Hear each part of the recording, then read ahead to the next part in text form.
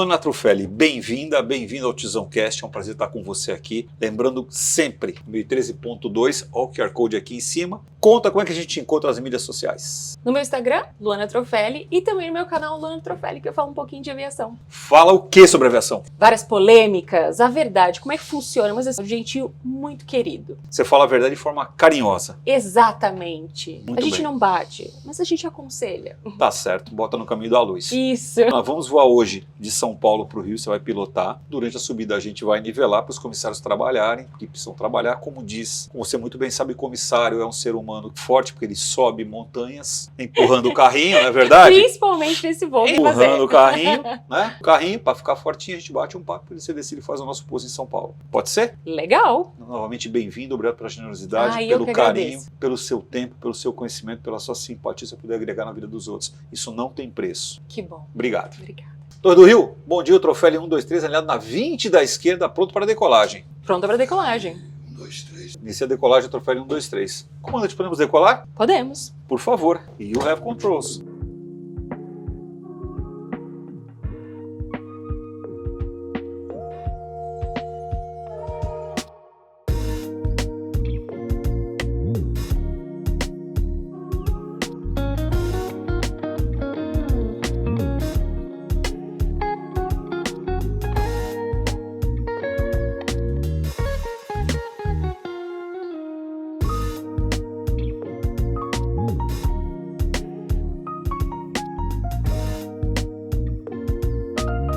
Comandante, posso soltar os comissários? Por favor, pode soltar. Bora, vamos bater um papo. Luana, uma pergunta, curiosidade minha na realidade. A gente trabalha no mesmo lugar e assenta em quartos diferentes do hotel.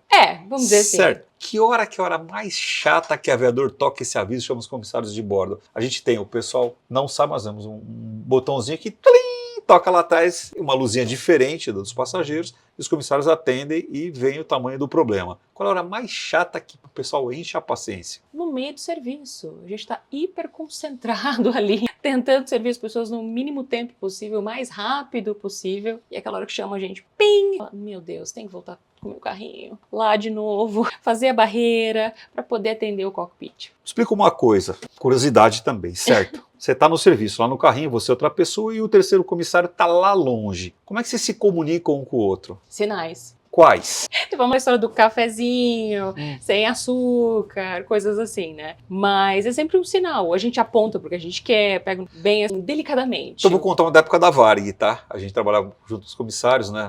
Eu fui gerente lá no setor lá e o sinal que usavam, na Varig tinha uma opção de comida, né? Frango ou carne. Sabe qual é que é? Como é que é? Você falou do frango, né? Frango e a carne. Ou a carne. Exatamente, o cara fazia de longe. É frango, carne. Só não fazia o mu, né? Daí eu levantava um monte de gente, O que né? tá acontecendo aqui? Não, se fizesse mu, pessoal, sou eu. Legal, a gente tem essa linguagem de sinais entre a gente. É muito interessante, né? Porque a hora que os comissários trabalham muito, é a hora que eu trabalho pouco. É a hora que eu trabalho muito, é a hora que eles trabalham pouco. Então nosso relógio é desincronizado, né? O que a gente faz é combinar, né? Antes que hora vai encher a sua paciência. É isso. A maioria combina direitinho. Olha, na hora que eu soltar o cinto, daqui a um tempinho eu chamo vocês, quando vocês terminarem, chamem a gente. A gente se combina ali, né? O timing. Nem sempre tem gente que cumpre com isso. Mas geralmente a gente já tá todo organizadinho, assim. Você vem de família de aviadores, não? Você é a primeira pessoa? Não, eu sou a única normal. Por que você adquiriu essa doença? Foi uma coisa de infância, tratou? Não sei, a primeira vez que eu fui num aeroporto, né? Eu tinha 19 anos e eu não conhecia nada disso. Até que um dia eu falei, olha, pai, me leva no aeroporto pra ver como é que funcionam as coisas. E eu fiquei vendo pouso, decolagem, eu achei assim, tudo tão lindo, fantástico. Então, como é que você se identificou pelo que você estava falando pra gente? Seu pai te levou no aeroporto com 19 anos, é isso? Exato. Esse é o responsável? Porque eu pedi, porque eu tinha uma visão de voar e dos comissários e tudo mais como uma coisa assim tão inalcançável, né? Aqui, falei, quero conhecer, eu quero ir no aeroporto, quero ver como é que as coisas funcionam, né? Passando dali, estava me formando na faculdade depois de um tempo, e falei, poxa, não sei se eu tô curtindo tanto aqui o que eu tô estudando, sabe? Eu fazia letras e eu tava indo para uma atribuição de aulas num colégio. E eu não consegui aula nenhuma, porque minha pontuação era super baixa e tal. Falei, poxa, o que eu vou fazer agora, né? Me entra uma pessoa, senta do meu lado. Nossa, oi Lu, tudo bem? Quanto tempo eu não te vejo? Essa pessoa que tem há muitos anos. Veio pra mim, olha, nossa, você tem uma vibe de comissário de bordo, assim? Eu acabei de fazer um curso num lugar. Vai dar uma olhada. Olhei, falei, caramba, curti esse curso. Vou fazer. Fiz, mas na minha cabeça ainda era uma coisa muito distante. De tipo, olha, sou a loira alta do Rio Grande do Sul, vai conseguir fazer esse emprego. Não eu, um bonecão de posto, assim, meio desengonçado, sabe? E calhou que eu fui tentando umas companhias aqui, não tinha conseguido. Eu falei, ó, tá vendo? Prova ali o que eu tava achando, né? E um dia, uma aluna minha, que eu dava aulas de inglês também, falou, me acompanha nesse processo seletivo? E aí eu entrei na minha primeira companhia aérea e foi a primeira vez que eu pisei num avião de verdade. Quando eu tava indo pra lá. Posso voltar um pouquinho no tempo? Volta. Nessa vez você foi ao aeroporto com seu pai, fecha o olho e diz qual é a primeira imagem que vem na sua cabeça desse momento com o teu pai. Ai, era uma decolagem. Tava vendo uma decolagem e aí o meu pai também, que não acostumava a ir a aeroporto e tal, sabia, porque uma vez levou um conhecido, parou e quando eu olhei pra ele tava assim. Você lembra do rosto do seu pai? Ele tava tão maravilhado, ele tava assim.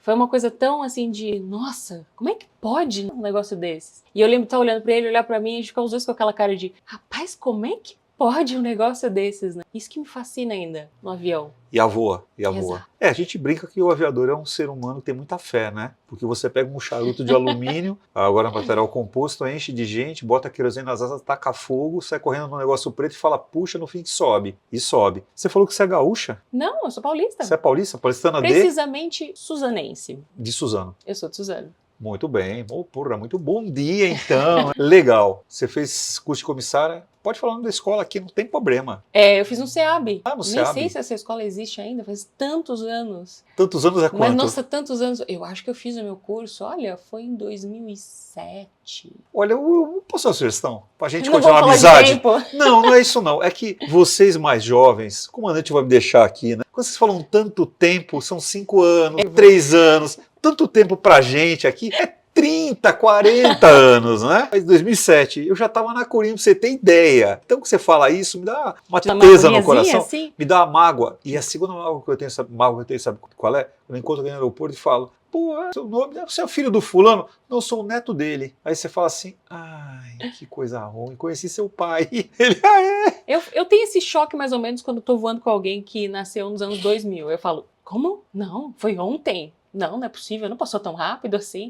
E tem gente já voando aí. Legal, você foi voar na sua primeira empresa, que foi a Qatar Airways. Não dá, bicho. Pode parar, para a gravação, eu vou embora. Porra, já começou na Qatar. Foi. Só, mais nada. Foi um grande choque, assim, porque eu mal tinha saído de São Paulo na minha vida. Isso foi para em Doha. E fui parar em Doha, e a primeira vez que eu pisei no avião, então eu nem sabia se eu ia curtir ou não. Aquele voo lá de 15 horas para Doha me fez decidir se eu gostava da aviação em si. Você foi parar num país islâmico. Foi. Uma pessoa que a gente vê que tem um temperamento forte. É. Que é mulher, certo? Você enfrentou algum tipo de preconceito, alguma coisa complicada? Foi para você algum choque cultural ou não? E eu vou dizer da minha experiência, né? Eu vou fora do Brasil, eu vou no Oriente, né? Na Coreia do Sul. E para mim o que mais pegou foi choque cultural mesmo, né? Essa possibilidade que a gente tem no Brasil. Eu não te conheço, mas já te gosto. Lá eu não te conheço e já não gosto de você. Vou gostar com o tempo. Então isso para mim demandou muito mais energia que qualquer outra coisa. Como é que foi a sua experiência lá? Você chegou lá, desceu lá em Doha, falou, é nóis, vim de Suzano, simbora tomar cerveja. Eu não tinha noção de absolutamente nada. Eu digo pra você que quando eu entrei no avião até a primeira vez, eu não tinha...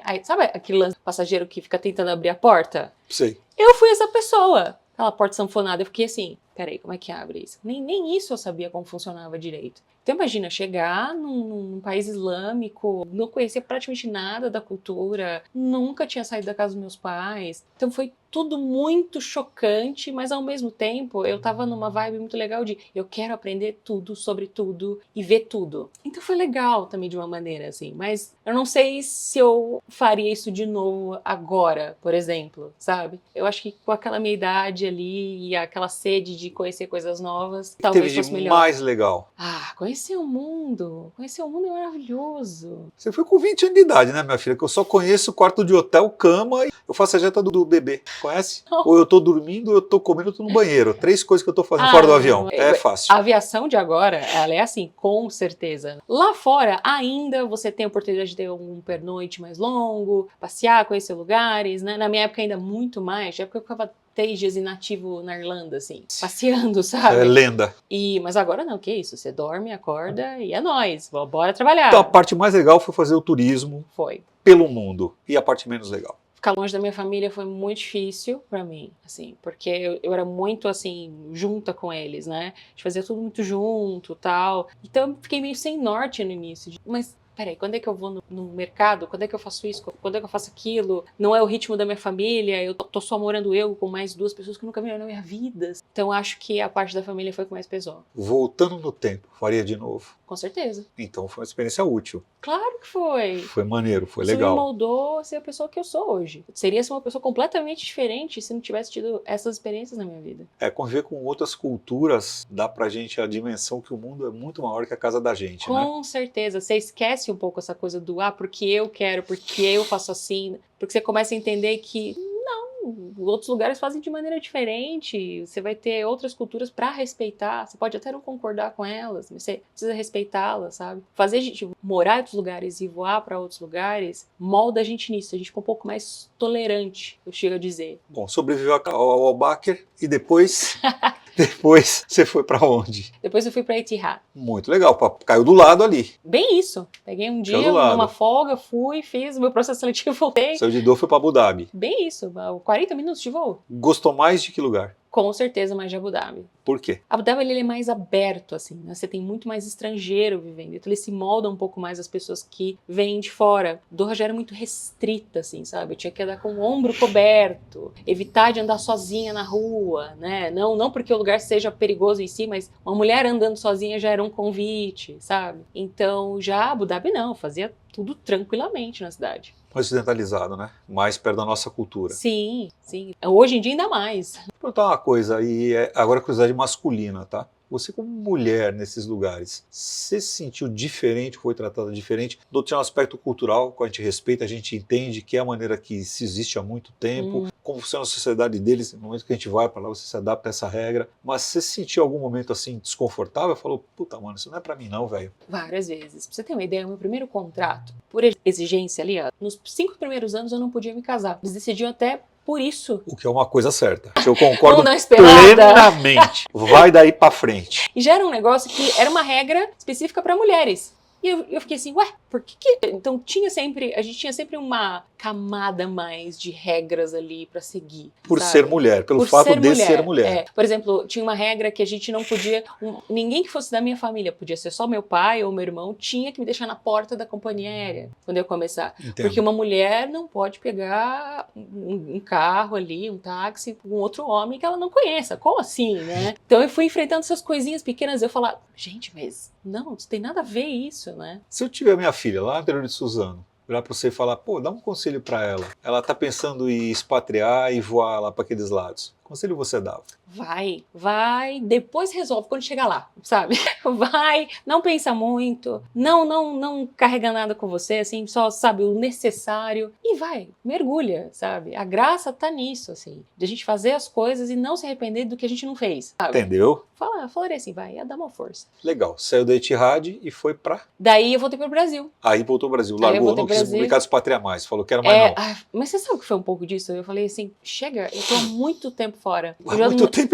Não, 2 anos. eu tava nessa vibe de ver minha família uma vez só por ano. Então a gente já tava se desconectando, assim, sabe? Eu já tava mais como uma visitante ali. Aí chegou um momento que eu falei, não, cara, já foi muito tempo, demandei muito, assim, do meu tempo, das coisas, de estar longe das pessoas que eu queria estar perto. Ai, já deu. Foi uma coisa assim, já deu. Vou tentar outra coisa. E aí? Vim pro Brasil. No que eu fiquei no Brasil, minha ideia não era voltar a voar logo de cara. Eu acho que eu tinha um período sabático, né? Vou ficar tentando fazer outras coisas da vida, fazer um crochê, né? Vou pensar outra coisa. E aí, nesse tempo, era um tempo que estava muito aquecido, assim, de contratação, e todo mundo perguntando, mas você vai aplicar pra tal? Você vai aplicar pra tal? Eu falava, não vou fazer isso. Não aplica. Eu falei, cara, não sei se isso é pra mim. Por que você não experimenta? Porque a mentalidade de quem voa no Brasil é muito diferente para a mentalidade do que voa fora. Falei, tá bom, no que eu tentei, eu já entrei numa outra companhia aérea aqui no Brasil. Vírgula, qual é a mentalidade do Brasil e qual é a mentalidade de quem voa fora? Você tem muitas e muitas regras e você tem muito do lance de incentivar a reportar o tripulante no geral. Tanto Quem voa fora?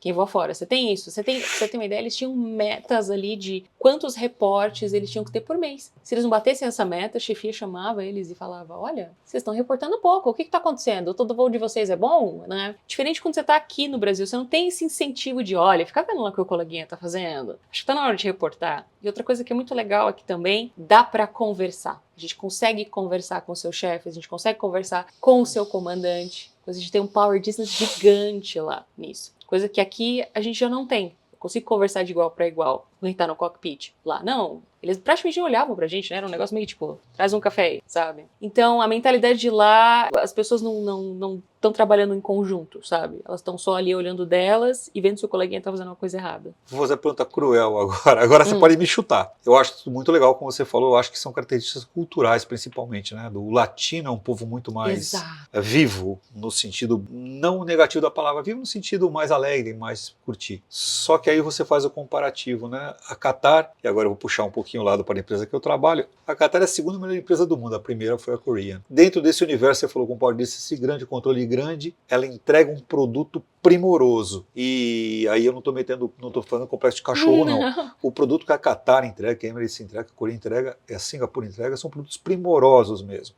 Para o transporte aéreo de hoje em dia. É primoroso o voo mesmo. É impressionante. Né? A qualidade do que é oferecido. Começa pelas próprias comissários em si, né? Onde é que se vestem, que trabalham, que tem treinamento, é um suporte danado. No Brasil é mais, é nós aqui, estamos que lá, e se embora, fecha a porta e aí fechou que é nós mesmo. O que é mais legal de uma coisa ou de outra? Você dissesse assim, o que dá pra gente aqui no Brasil olhar para fora e aprender? Porque eu sou um que não tenho nenhuma vergonha de copiar. Se é bom, nós copia mesmo, certo? Ah, não, mas aqui é melhor? Não, aqui não é melhor. Olha o cara tá lá, pô, o cara tá ganhando, mas eu vou copiar ele, certo? Eu vou copiar quem tá ferrado, não. O que dá para trazer de lá que você adapta no universo daqui? Você amanhã virou chefe na empresa que você trabalha, falou, ó, os comerciais são todos seus. Pum, mas eu quero uma empresa parecida com a Qatar em termos de resultado de dinâmica a bordo, não dinâmica pessoal, dinâmica de trabalho. O que você traria de lá? Eu vou te dizer uma coisa, não dá para você ter tudo na vida, nesse caso. Então, se eu tivesse que aplicar o que uma Qatar Airways aplica para as companhias aéreas aqui do Brasil, o que uma Emirates faz também, o que uma Etihad ia fazer também ali em cima, é que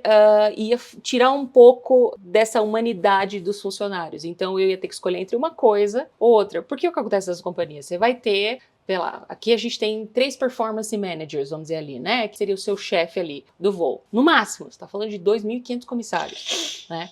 Lá não, você vai ter 30 performance managers ali cuidando de pessoas, né? Ainda é bastante, porque eles vão cuidar ali de umas 500, 600 pessoas ali, né? Que eles estão cuidando. Você vai ter uma tecnologia muito mais avançada para os simuladores, por exemplo, né? Você vai ter um investimento muito pesado em serviço, que é uma coisa que as pessoas visam bastante também. A gente não faz muito isso aqui no Brasil, por causa da nossa cultura mesmo, e outro porque é muito caro. Para isso tudo você precisa de uns dinheirinhos, entendeu? E a gente aqui aperta o máximo que a gente consegue. Entendeu? Vou botar você num assino-quente de bico, pode? Posso. Você foi treinada como comissária lá, obviamente quando você voltou você foi retreinada aqui. Lugares bastante diferentes, cultura bastante diferente. O comissário no Brasil ele é bem treinado na origem, ou seja, a minha filha resolveu ser comissária. Ela vai ter um treinamento bom, não na empresa aérea, falando antes de chegar na empresa aérea, tá? Depois a gente vai para a empresa aérea. Então, antes da companhia aérea, você diz, nas escolas de aviação? Onde for. Hoje em dia você tem pela internet, você tem EAD, você tem influenciadores que vendem curso, tem treinamento e tal. Não. A pergunta é essa, né? E eu vou te deixar à vontade, porque eu sou um que mete o pau, acho uma porcaria em ensino de aviação no Brasil, com algumas ilhas de exceção de qualidade. Tem coisa muito boa, mas a maior parte é lixo mesmo. Se você moer e jogar fora, não perde nada. Aí, como a internet é um mundo livre, cada um fala a besteira que quer, a pessoa acaba consumindo essa besteira aí e acaba se tornando a praxe do mercado, colocar dessa forma. Então, bora. Tá no Brasil, tô com a minha filhinha, virei para você e falei, aí, ela quer ser comissária. Ela vai ser bem informada? Depende da escola que ela vai escolher ali, né? Como é que ela escolhe isso? Eu não sei, eu nunca fui na vida. Acho muito legal você tentar encontrar referências dessas escolas ali, né? E também desconfiar quando tá tudo muito fácil. Ai, não, a gente vai fazer um curso rápido aqui. Ai, não, olha, compra esse PDF aqui, tá pronto. Você só precisa ler isso aqui. Não, você precisa ter ali um bom mockup ali para você estudar, né? Então você vai ver as instalações. O que é mockup? Mais ou menos isso aqui que a gente tem aqui, um simuladorzinho ali de voo, né? Que vai simular uma cabine ali, com as cadeiras, tal, banheiro, tudo bonitinho, né? Simulação de um avião. Então, assim, vá ver se tem um bom mockup, porque já é legal, que você já tem uma ideia mais ou menos de como funciona um avião. Entenda também que não é só ler PDF, você vai precisar de um professor ali, uma pessoa que tem muito tempo de aviação ali, um tempo relativo, para te dar uma boa aula, uma pessoa que ali fez aquilo muito tempo, não fiz assim, fiz 6 meses, agora eu vou só. Não, ela fez ou está fazendo ainda, sabe? Então, tudo isso, referências, um bom mockup, ótimos professores e entender que não é só ler PDF, é muito mais que isso. Entendeu? Você tem um canal que aborda esse tipo de comportamento, vou colocar dessa forma, né, de opção, no YouTube. Qual é o canal? Luana Trofelli. Belo nome. Basicamente meu nome. Você aborda esse tipo de assunto lá? Bastante. A gente fala bastante sobre seleções, sobre boas mentorias ruins, sobre as picaretagens das mentorias de voo ali, para alertar bastante as pessoas sobre isso. Você achou muito picareta até hoje? É um negócio que você levanta o tapete, tem uns 10 lá. Aí você bate um pozinho e vai mais uns 10, sabe? Tá em todo lugar, né? Cada vez tem mais um, né? Como é que identifica um picareta? Eu não sou da aviação, lembra disso. Eu peguei, tô com a minha filha lá para colocar, eu vou ver provavelmente através da internet, o cara falando e tal, todo picareta fala bem, né? Falar com firmeza, tem aquela apresentação, bota um currículo animal atrás, né? Isso é uma coisa interessante. Olha que engraçado. E você pode me ajudar nisso, me orientar. Eu, quando faço palestra com alguma frequência, quando me apresento, eu me apresento só com o piloto de avião. O que eu deixei de fazer, eu não uso para minha apresentação. Primeiro, porque eu acho desagradável. Segundo, porque eu acho que vai criar uma distância entre as pessoas ali desnecessária. Terceiro, porque comandante é meu nome de batismo, né? O que eu faço para trabalhar. Então, eu chamo Rafael, né? É verdade. Certo. É comandante quando eu tô voando. Tô voando? Não tô voando, né? Então, é o Rafael mesmo. E normalmente essas pessoas que você relatou vêm com um currículo aqui. Pá! Primeira o cara decolou foguete, na NASA, voava Meu Deus, pelo a Musk. comissária de bordo do Trump, sabe? Uma coisa tipo assim. Isso aí. Como é que eu identifico esse bonitão? Essa é a primeira red Ou flag. essa bonitona, né? Essa é a primeira red flag que você vai encontrar. Que é, olha, tá muito bom esse currículo aqui. Como é que essa pessoa, eu fui coordenador de treinamento a lugar, e aí eu também selecionei isso, aquilo outro, e você fala, ok. Aí você faz a conta também, você fala, peraí, mas essa pessoa tinha que ter muitos anos para ter esse currículo, né? E outra coisa que eles gostam muito de fazer é de ostentar a vida da aviação. Então, nossa, nós ficamos em hotéis 5 estrelas, olha aqui, porque não sei o quê. E aí, você sendo comandante e eu sendo comissário, eu vou ler aquilo e falar, não, deixa eu ficar. Olha aqui, uma pernoite de 48 horas, as Ilhas Maldivas. Aí você fala, não é assim. Então você já começa a desconfiar dessa parte. Quem voa, quem não voa, vai achar aquilo fantástico. Vai achar que realmente essa pessoa tem esse currículo, vai achar que realmente essa pessoa fez tudo que tá falando que fez, sabe? Enfim, e tem todo esse método fantástico para fazer você passar. Também outra coisa esquisita é o método fantástico, né? Você fala, nossa, inglês para comissários, aprenda em 6 meses. Você fala, que pessoa fica fluente em 6 meses, gente? Não existe isso, né? Eu também sou professora de inglês, eu falo, não. Sim. Então, sim, é muita promessa, mas eu não vejo coisas reais acontecendo, sabe? E por que vende? Porque eles estão vendendo um sonho, eles não estão vendendo uma profissão. São duas coisas diferentes. A gente pode sonhar com a profissão que a gente tem, claro, mas você tem que entender que é uma profissão e é também o meu sonho. Beleza, tem a parte ruim, tem a parte boa. Eles só estão vendendo sonho. E as pessoas hoje em dia, elas gostam de comprar o sonho. Posso elaborar um pouquinho em cima disso? Com certeza. Porque eu bato muito que a aviação é uma escolha subjetiva, não objetiva. Se ela fosse objetiva, eu não faria o que eu faço há mais de 40 anos. Por quê? Estragou minha saúde, detonou minha existência. Relações pessoais é uma coisa que você acaba perdendo com o tempo, que você não está em lugar nenhum. Você está em todo lugar, mas não está em lugar nenhum. Então você vira meio que um ser que passa pela vida sem viver a vida da forma que deve ser vivida, ou que os normais, entre aspas, vivem. Então esse peso enorme que a gente coloca no trabalho da gente e que não é comentado, né? O nível que a gente tem de colegas com alcoolismo, usando substancialistas, ilícitas, né? Vivem felizes, infelizes no quarto de hotel, de monte, né? Imagina você, tira você de Suzano, joga você dentro do Catar, outra cultura, com duas pessoas diferentes que você colocou, com ritmos diferentes. Você é acostumado com a casa do seu pai e da sua mãe, fala, aí caramba, onde é que eu tô? Ou você tem muita resiliência para aguentar o pique, ou você vai estourar algum momento. E também de quando a gente tem o dinheirinho para pagar a terapia também. Muito bom, né? Em cima, a terapia ajuda muito nessa parte Essa parte nem vamos entrar, né? de mudança, nessa parte de se adaptar também, né? Mas realmente, como você falou, É uma escolha subjetiva, então é amor. E amor é cego, né? Quem é casado sabe disso. Amor é cego, você não tem muita lógica. Você vai falar, como é que eu vim aqui, gente? Mas eu tô aqui, vou ficando. Legal, falamos já um pouquinho dessa tua visão mais crítica desses influenciadores. E eu fiquei achando interessante, porque você tem uma visão profissional, tem um pessoal muito forte. Onde é que essas duas Luanas se encontram? A Luana pessoa com a Luana profissional. Mistura ou é tipo separado? Você tem o botão profissional, pim, botão pessoa, pim, botão profissional, botão pessoa. eu vou dizer que às vezes eu tô com um só acionado e às vezes eu tô ali equilibrando os dois. Eu acho que quando a gente tá numa situação assim, por exemplo, muito difícil, muito cansativa e que eu preciso ir mesmo no piloto automático ali pra lidar com aquilo, aí eu só viro o botão, Luana comissária de bordo, continua aquele modo. Meu marido até brinca. Às vezes quando a gente tem uma confusão, alguma coisa que eu tenho que resolver, que eu entro no modo comissário de bordo. Então, o que a gente pode fazer sobre isso? Não é mesmo? E aí eu costumo falar uma coisa muito legal. Quando eu chego na minha casa, eu tenho uma parte até separada para o meu uniforme. Não fica misturado com as minhas coisas ali. Tem a parte onde fica a minha malinha, meu uniforme. Porque eu quero fechar e eu quero entrar na chave da Luana Pessoa. Eu preciso separar um pouquinho as duas coisas às vezes. O canal não mistura isso de novo? Mas é que o canal, pra mim, ele entra num quesito mais artístico da coisa.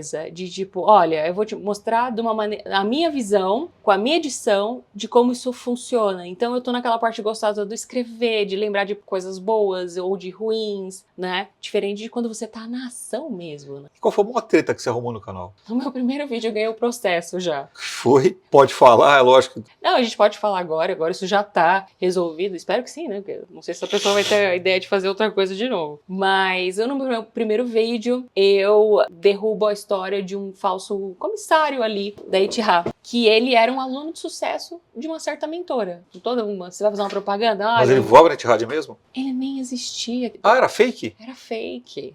Aí é ruim. Exato, então assim, imagina ser o garoto propaganda tal Entendi. ali, e aí você vai descobrir que o garoto propaganda ele não existe, ele nunca foi seu aluno, Entendeu? né? E eu descobri isso ali de feira que tava tudo muito esquisito, aquela história de ó, muita promessa, um ótimo currículo, e a coisa que me deixou assim mais intrigada é que esse aluno propaganda, ele aparecia religiosamente ao meio-dia em todas as lives, morando em outro país. Aí você fala, voando, né? e voando, eu falo, que comissário é esse? Todos os dias, ao meio-dia, aparece para uma live. Eu falei, isso não existe. Então, já na minha cabeça, eu já sabia que aquilo era tudo fake. Mas aí eu fui fuçar, entendeu? Que eu queria saber de onde que tava vindo. Entendeu? Porque eu falei, eu já tô aqui no meio do caminho, cara. Vou já descobrir tudo. E aí a gente fez um vídeo no canal, porque a ideia do canal antes era que a gente fizesse vídeos falando sobre as seletivas de comissários. Só que caiu essa história no meu colo, meu marido virou pra mim, que é produtor também do canal, e falou assim, Lu, isso aqui é ótimo. Deu pilha.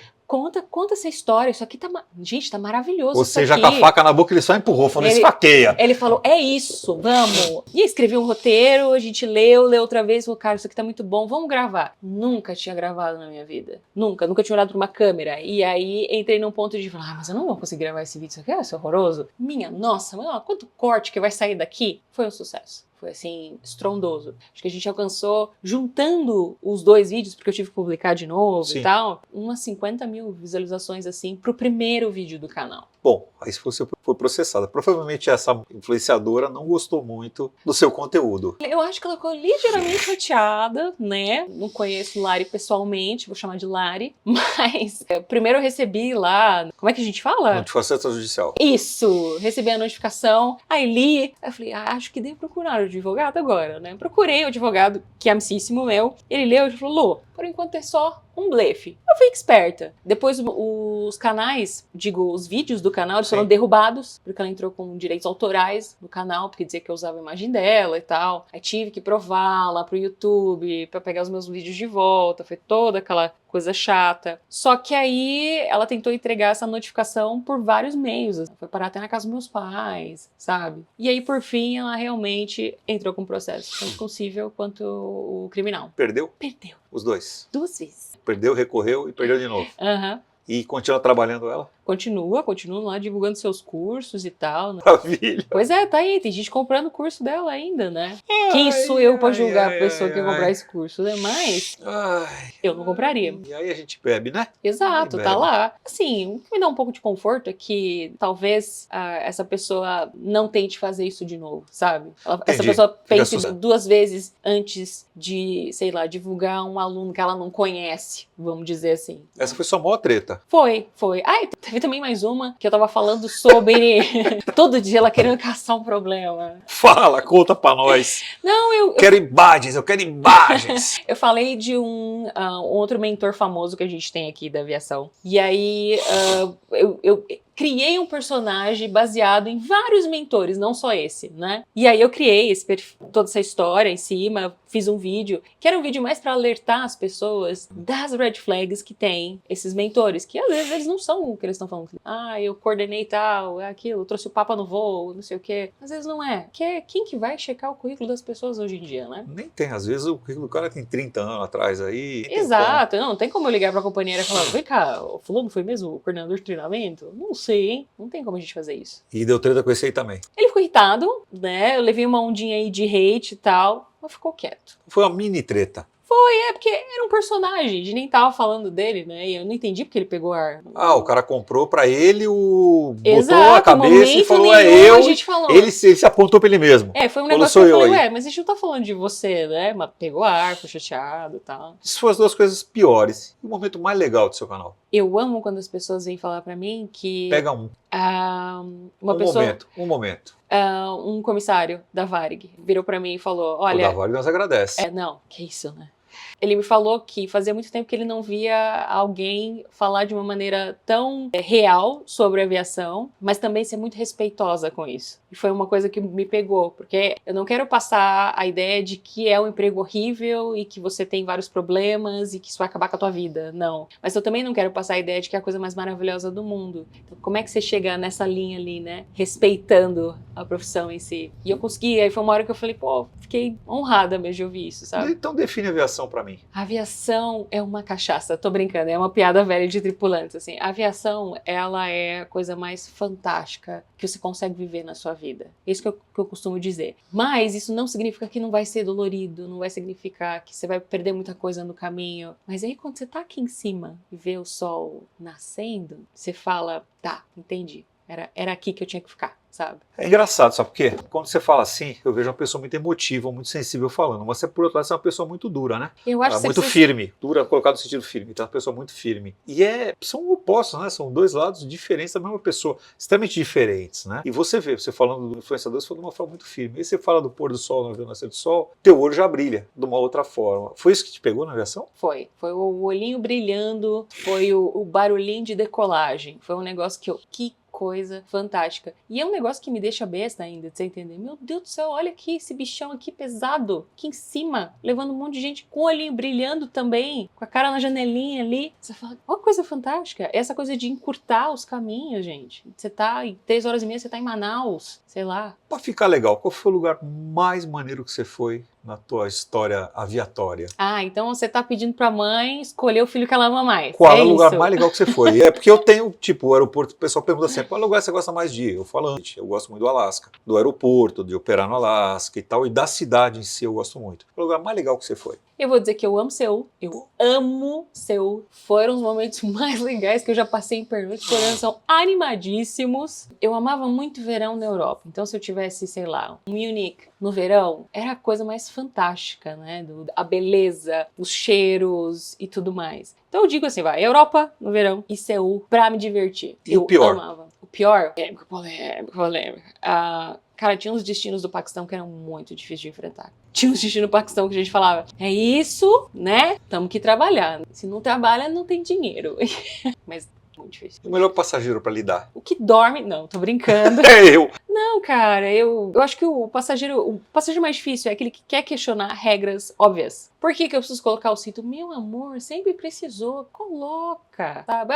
Por que eu tenho que levantar? Esse é o mais difícil, porque Você tem que explicar o óbvio para uma pessoa. E se o cara não concordar, faz o quê? Exatamente isso. Esse é o porém, porque mesmo você tentando explicar o óbvio, vai ter gente que não vai querer te obedecer. E aí vai chegar aquele dia que você fala, poxa, só queria um bate-voltazinho em Belém da vida, aí chegar em casa, pá, tomar um banho, né? Mas não, aí você vai escalar, escalar, escalar. Demanda muita energia nossa, sabe? E também muito controle ali, né? De calma, vamos dizer assim. Agora, quando a gente tá falando do desafio do passageiro ruim, o passageiro bom pra mim, no caso, é aquela pessoa que, olha, tá curtindo o voo. Eu gosto de ver o passageiro curtindo o voo. Eu gosto de ver o passageiro felizão com a sua coquinha. Eu gosto de ver o passageiro feliz olhando ali a janela, disputando quem vai ver, quem não vai, que quer gravar pouso, quer gravar decolagem. Isso eu acho uma maravilha. Eu adoro o passageiro empolgado. O cara tá curtindo o voo. Eu adoro ver isso. Que chegar ao final do voo, poxa, tirei uma foto no cockpit, meu Deus, quantos botões. Adoro lidar com passageiro assim, adoro. Explica para nós qual é a principal função do comissário a bordo. Zelar pela segurança de voo. Traduz isso. Parece aquelas frases que tá no bar, né? Não vendo fiado. Exato, né? Tipo, vamos ver a definição aqui, né? O que é isso? O que vocês fazem de tão importante, porque vocês são tão importantes? É uma coisa que eu insisto muito no canal. Eu trabalho em uma empresa diferente, né? Eu tomo conta, eu brinco, eu tomo conta só da cabine e da porta para trás. O chief purser toma conta do voo inteiro, resolve tudo, só chega se o problema for muito sério. Se não for, ele vai resolver lá atrás, da forma que ele resolver, e muito melhor resolvido que eu, inclusive, até porque eu não tenho nem ideia, não posso nem ser da cabine para ver, a gente vive trancado lá por segurança e tal. Fala para nós, traduz esse zelar pela segurança de voo. Então toda vez que eu embarcar amanhã no avião que tiver um comissário de bordo, eu vou olhar e falar, pô, esse cara tá olhando para tal coisa para mim. A gente faz um scanner quando as pessoas estão entrando a bordo, então eu tá olhando para vocês ali, a gente sabe quem tá bem ou não para voar, quem tá meio suspeito, quem tá trazendo uma coisa que não devia estar trazendo. Então a gente tem o primeiro, no caso a gente é a última barreira, né, dessas pessoas que elas entram no avião. Então a gente é a última barreira de segurança aí para as que entram. E durante o voo a gente está sempre observando as coisas. E se a gente tiver uma emergência a bordo, tô falando, sei lá, um incêndio, quem vai agir somos nós. Então, o zelar pela segurança é quando a gente fala segurança mesmo. Então, tem um fogo, a gente vai lá apagar. Nossa, alguém se machucou aqui a bordo, a gente vai cuidar dessa pessoa. Um barulho estranho, um cheiro estranho, a gente está cuidando disso também, né? Operar todos os equipamentos de segurança que a gente tem a bordo, sabe? Então, o zelar pela segurança engloba tudo isso. Você vai chegar são e salvo, bonitinho do ponto A para o ponto B ali. Ou seja, o coleguinha que está sentando ali para voar com você, que amarra o cinto, tem que entender que quem está zelando pela segurança dele, pessoalmente, naquele momento, são os colegas comissários que estão ali em pé, andando, e que ele acha que está fazendo outra coisa completamente diferente. Mas você está olhando pela segurança daquelas pessoas naquele momento, até porque, de novo, eu não tenho nem formação para atender. A gente tem taser a bordo. Eu não posso dar um tiro, o comissário pode, que foi treinado para isso. Que legal, sério? Vocês têm taser a bordo? 4. Só que só os comissários podem utilizar taser, e o que eu faço é autorizar o taser ou não. Por quê? Porque se der o taser e o cara morrer, vai dar processo, eu vou ter que responder pelo processo. Eu entendo isso, mas eu não posso botar nem a mão no taser. Não é a mesma sei. coisa pra gente, pra imobilizar o passageiro, né? A gente só pode fazer isso. Né? Sim.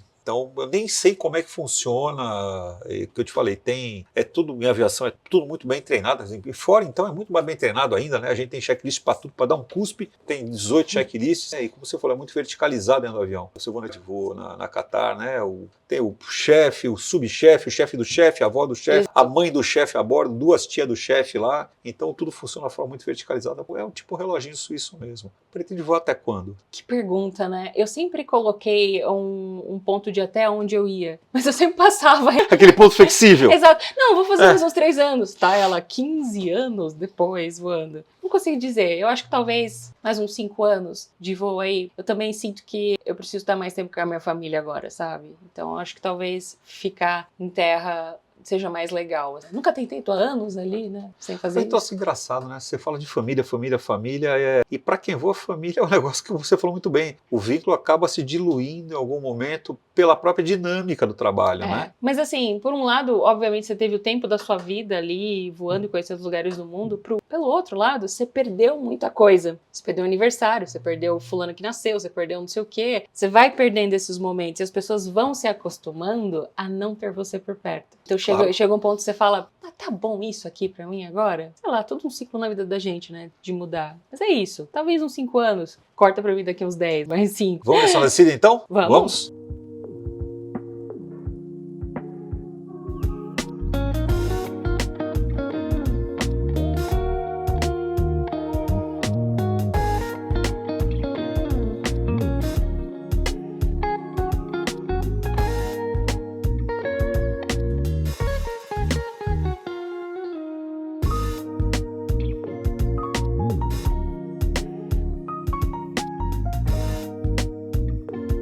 podemos iniciar. Luana, obrigado pela sua generosidade, pelas palavras, pelo tempo e principalmente pela sua maneira clara de falar. Tenho certeza que ajudou demais as pessoas. E a gente te encontra como mesmo? Meu canal Luana Trofelli e nas redes sociais também, Luana Trofelli. Luana Trofelli, @Luana Trofelli. Isso mesmo. E QR Code da 1013.2, melhores simuladores do Brasil. Tamo junto. Obrigado por tudo. Eu que agradeço, querido. Foi um prazer. Obrigado.